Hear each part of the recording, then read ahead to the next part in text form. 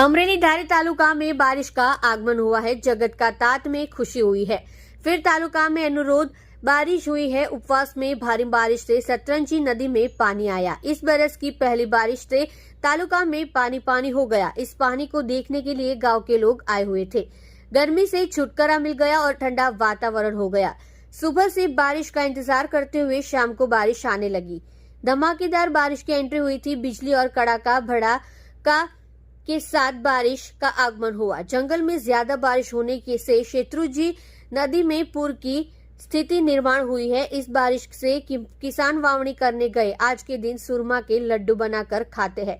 किसान अपनी पूरी ताकत खेती में लगा देते हैं। किसानों को और जनता को यह फायदा कारक बारिश हुई है और पानी की समस्या टल गई है। रिपोर्ट बटुक सोलंकी।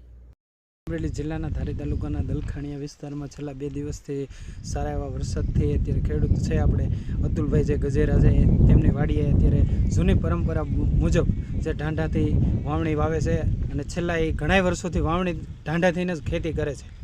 અત્યારે આધુનિક યુગમાં પણ ખેડૂત છે પણ એ કે જૂની પરંપરા છે ઢાંઢાથી સારામાં સારી ખેતી થાય છે। અતુલભાઈ ગજેરા અત્યારે વાવે છે।